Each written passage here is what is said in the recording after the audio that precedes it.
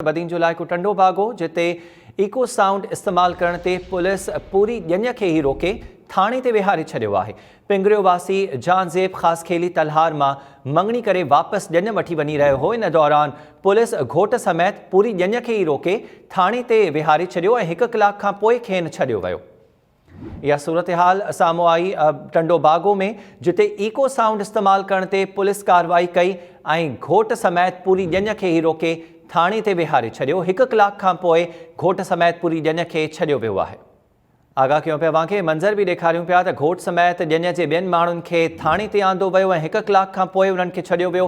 Echo sound इस्तेमाल करण ते पुलिस पूरी ॼञ खे रोके थाणे ते विहारे छॾियो। पिंगरियो वासी जानज़ेब ख़ासखेली तलहार मां मंगणी करे वापसि वञी रहियो हो त ॼञ खे रोकियो वियो आहे पुलिस तरफ़ां ऐं इको साउंड इस्तेमाल करण ते पुलिस घोट समेत पूरी ॼञ खे 1 कलाक ताईं थाणे ते विहारे छॾियो।